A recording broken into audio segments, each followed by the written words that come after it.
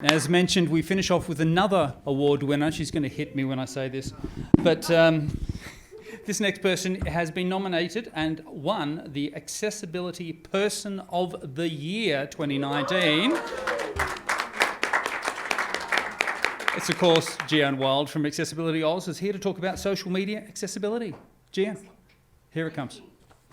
So I'm going to sit. You may have noticed. Oh, I need this. That's what I need.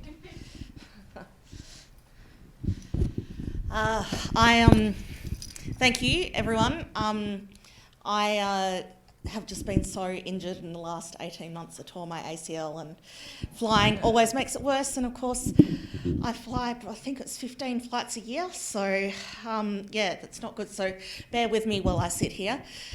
So this presentation, every year I do a review of social media accessibility, and I also do a review of video player accessibility, and I present at various different conferences about it. And so last year, 2019, I did 3 hours of presentations for the International Association of Accessibility Professionals on this. So I'm going to try and get it down to 15 minutes. But at the end, there is the link to the slides, which has all the details. And there's a whole series of blog posts on Accessibility Oz, which has all this information. So let's, first off, we pray to the technical gods to make sure this works. Yay! Woohoo! Okay, so who knows who these guys are? Come on, people. Yeah. Okay, so I'm a Supernatural fan, just in case you needed to know that. And so what happens, and this is what happens in Hollywood is, when you dislocate something, the actors look really scared and they knock the dislocation back in and everything's fine.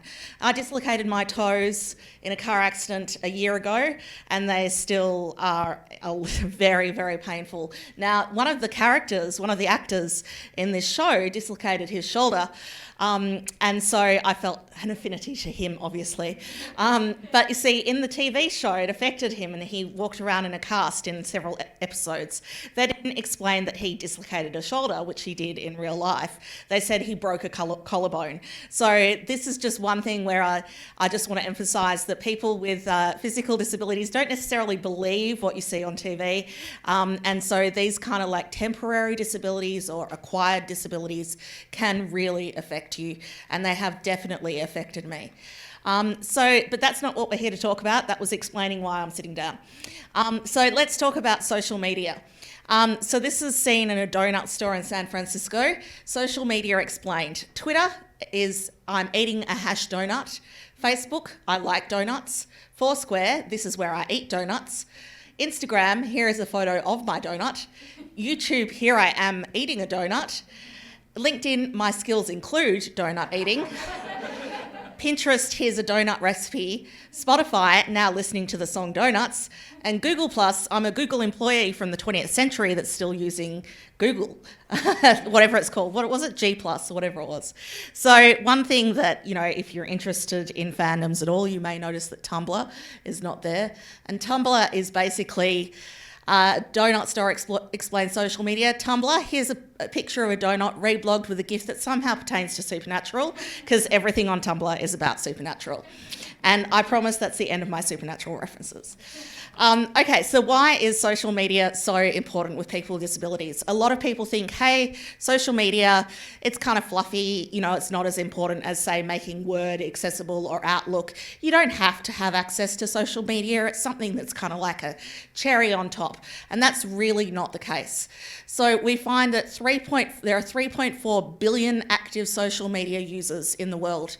On average, people have over 5.5 social media accounts. The average time spent on social media is 116 minutes per day. Now, that's almost 2 hours, right? Can anyone else think of anything else they do for 2 hours other than sleeping? Like, seriously. 91% of retail brands use 2 or more social media channels, and 81% of small or medium businesses use social media. And then teenagers, it's even, off the charts. 81% of teenagers felt they were more connected to their friends because of social media. 69% believes it helps them interact with a more diverse group of people, and we all know that's really important. And 68% of teenagers felt they had more people they could rely on in tough times due to social media. And it's not just youth. When you get to people aged 65 and older, more than 35% of those people use social media, most of them Facebook, but anyway. 50 to 64, age 50 to 64, 65% of people use social media, so it's not a young person's game. And the social media that I personally don't think WhatsApp is social media, but anyway, YouTube is by far the greatest, followed closely by Facebook. YouTube at about 73%, Facebook at about 68%. These are the percentage of people who use social media, what they use. Then you have Instagram at 35%, Pinterest at about 29%, Snapchat at about 28%, LinkedIn at 27%, Twitter at 34%. So it really is YouTube and Facebook and then everything else.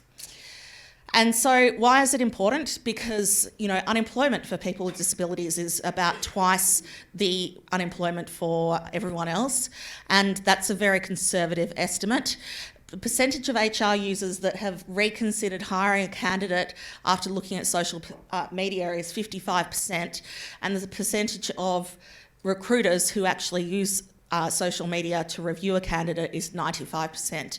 So if you're a person with a disability in an industry like accessibility and you don't have a LinkedIn profile, that's going to look bad when you're applying for a job. And you might not have a LinkedIn profile because LinkedIn isn't accessible to you, not because you just haven't been bothered to put a LinkedIn profile together. So there's this great article about the reasons behind social media use. So there's personal, of course, so creating online commentary of personal thoughts, sharing photos and discussing social events. So I travel 6 to 8 months of the year.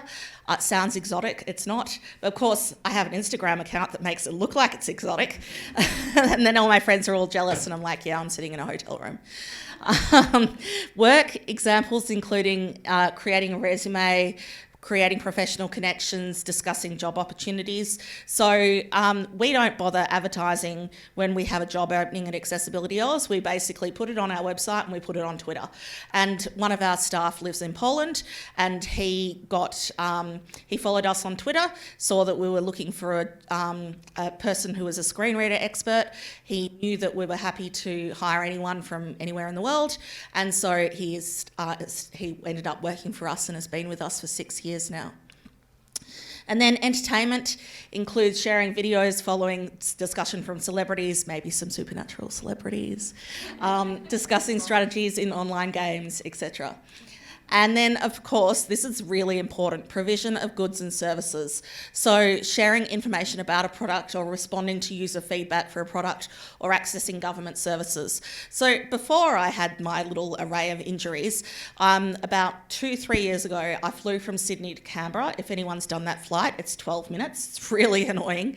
And we were unloaded onto the tarmac. It was 38 degrees and we could see probably from here to the end of the room there was an open door into the terminal, and we all went towards that door and they're like, nope, you're not allowed to go through that door, we have to wait for the other door to open. And so we stood on the tarmac for 45 minutes in 38 degree heat and with this open door that's like we can all see. And so I tweeted, and you can find it on the Accessibility Oz Twitter, I tweeted at Virgin Australia and said, don't know why we're standing here in 38 degree heat when, there's an open door to the terminal 50 metres ahead of us. And 5 minutes later, someone walked out of that door and ushered us in. And of course, Virgin Australia never responded to my tweet. But, that's the kind of thing that happens. Sometimes it's really difficult to get an actual response if you have a problem. And sometimes the only way to get a company's attention is to tweet at them. Education, things like participating in online classes and sharing learning resources. So that's a great article / book. I can't remember what it is if you want to have a look at it. So why isn't social media accessible? Let me check the time. Okay, in 5 minutes. So this is the end of my slides. This is why social media is not accessible. So basically what happened probably about 5 years ago, all the Facebook posts from, newspapers and things like that started showing code in their headings. So the heading here says span class equals quote, end span, why sacrifice yourself, whistleblowers. Within about an hour or two, most people who are posting to Facebook, New York Times, etc., have picked this up and fixed it. But crikey.com.au, they stayed like that for 2 days. Now, why did this happen? This happened because Facebook changed something, and Facebook changes about 5 times a day, and all of a sudden the code that people thought that was hidden before was no longer hidden. And so even if by some miraculous ability, a social media network was 100% accessible, it wouldn't remain 100% accessible. Facebook doesn't have an accessibility testing team. They don't have a testing team.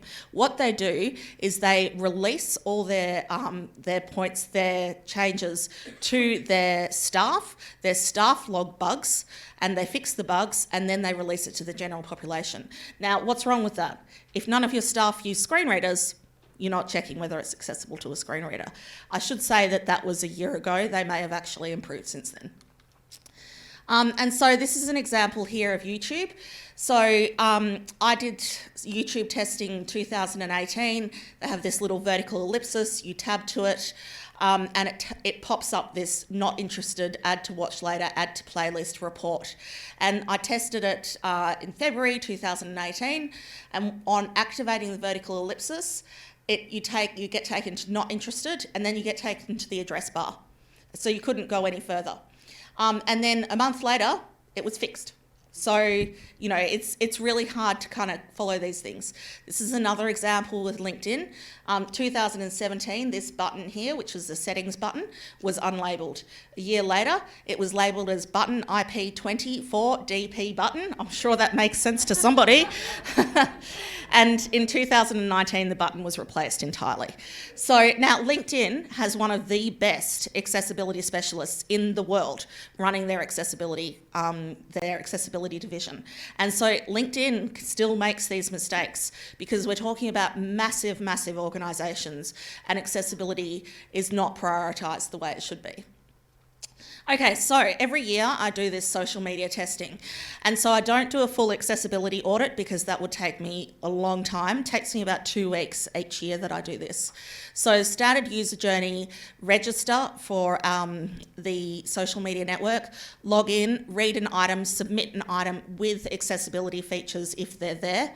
And then I also tested user functionality, which is keyboard only, and increased text size. And someone who is vision impaired, that guy in Poland who works for us, tests with the screen reader. We tested, in 2016, 17 and 18, we tested Facebook, LinkedIn, YouTube and Twitter. And 2019, we added Instagram and Pinterest. Not a complete audit, this is just an overview, so I'm sure there's many more things that we should be talking about.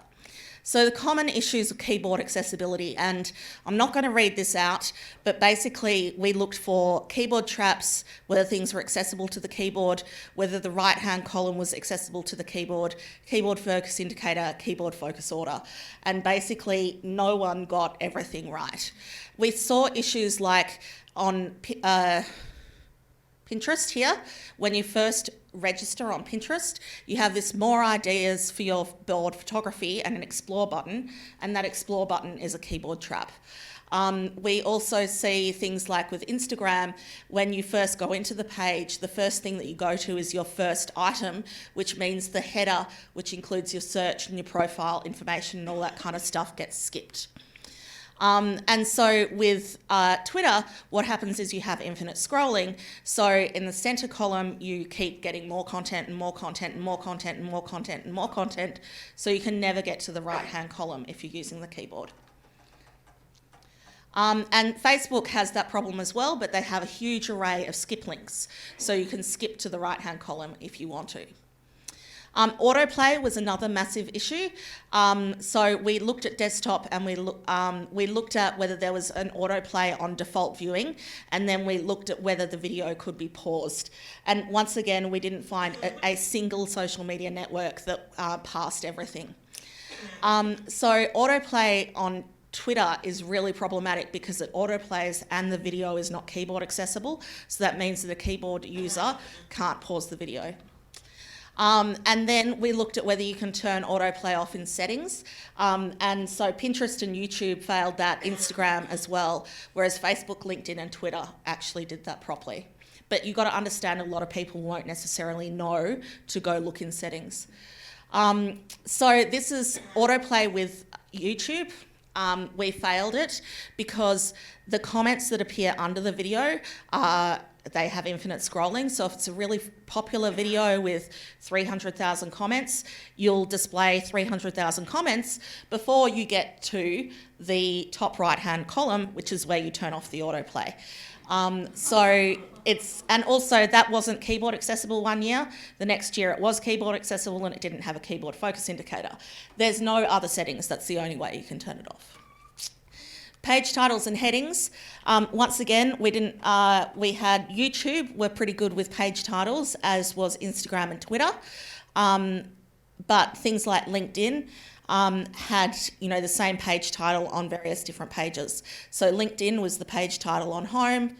LinkedIn was the page title on messaging. Facebook, the page title has no reference to the site. It just has the name of the user. Headings, we saw a lot of different issues, and other than Pinterest, who had one issue, confused. There are a lot of issues here. We looked at properly nested headings, having content coded as a heading, headings coded with H1, H2, pages starting with an H1, at least one heading per page. So we saw things like this pop up.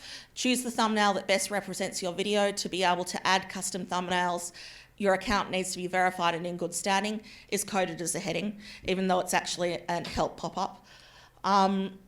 We saw things like more like this, which is a random div class, not coded as a heading. More references to Supernatural. The only headings on the page are under this plus and question mark button, and they're modal dialogues, so those headings are useless.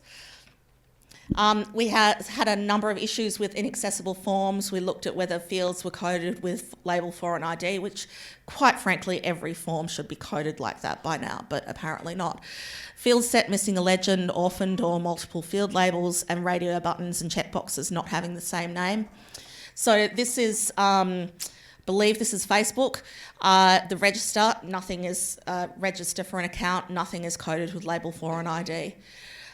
Incorrect use of ARIA and HTML, so we looked at invalid ARIA, inaccessible iframes, JavaScript links, empty links and missing mandatory attributes, and there are a lot of failures there. And then when it came to the screen reader, we did it a little bit differently. We had fail, and then we had an exclamation mark, which means it was incredibly difficult, but my screen reader user, who's 45 years old and has been using a screen reader all his life and can read code, could figure it out when he looked at the code and spent 2 hours doing it. So when you see an exclamation mark, it basically means it couldn't be done by a normal person. So as you can see, you couldn't do the login, register, login, create post, read a post. You couldn't do all of them with any of the social media networks. That was the desktop. This is iOS. With Instagram, and I got quite heated with a discussion about capture yesterday because our screen reader user couldn't get past the Instagram capture. And we're like, what Instagram capture? And this is the thing, he, as a screen reader user, triggers captures in ways and places that we would never see because of version 3 that knows that we're not robots, but doesn't know that he's not a robot because he's using an assistive technology. So we couldn't actually do further testing on Instagram because we couldn't actually get past the register stage. The only one that was good here, the only one that passed everything on iOS was Twitter. So Twitter, with a screen reader, you can register, log in, create a post with accessibility features, and read a post with accessibility features. But that is the only one that passed absolutely everything, and that's one out of 30 tests that we did. So very quickly, there are 5 steps to make social media accessible. First off is contact details. So make sure your contact information is available on your social media account page. There's always an about section in Twitter and things like that. There's not a lot of information, but when we say list your account details, have a phone number, have an email address, and have your web address. So it's important that you have that information. You should also repeat content. Some social media networks are more accessible to other people. So Twitter is more accessible to people using iPhones who use screen readers, but Facebook is more accessible to, say, someone who uses a keyboard. So you need to repeat content across multiple social media networks, and not variations, but repeat exactly the content. The other thing that you can consider is provide options for daily or weekly email digests, where you send out everything that you're posting to social media. And also, if you've got like a competition or something like that, you need to have that on your website as well. Provide alternative apps. There are a whole bunch of alternative apps, and the URL I give you at the end will list them. So make sure that you maybe have a social media page on your site and say, hey, if you have trouble with social media, try one of these alternative apps instead. Provide links to the social media accessibility support pages. They're really hard to find. So, Facebook, how to use Facebook with a screen reader, etc. They're also listed on the URL I'll give you at the end. And then make sure your language is clear and simple. So use camel case, for example, capitalise the first letter of each word and hashtag. Avoid abbreviations. Limit your hashtags and add them only to the end. Avoid misspellings, and where you're linked to other people's content, then make sure you warn of autoplay, and use the accessibility features inherent in the system, but be aware that you can add an alt attribute to Twitter on iOS, but you can't on Android, for example. And there's a couple of blog posts on all the accessibility features of the social media networks and how you access them and where you access them on Accessibility Oz. And last, consider, especially if you're a large organisation, consider testing with users and actually sending your results to the owners of those social media networks and saying, hey, we're such and such, we're Atlassian, and we find that, your stuff is not accessible. What are you going to do about it? Because they're more likely to listen to you guys than they are to us. So thank you very much. The URL for all those details is pz.tt/SOME19-AHG. That's pz.tt/SOME19-AHG. And I will also tweet it out. And if you go to the Accessibility Oz blog, it's all there. Thank you very much. Thank you so much.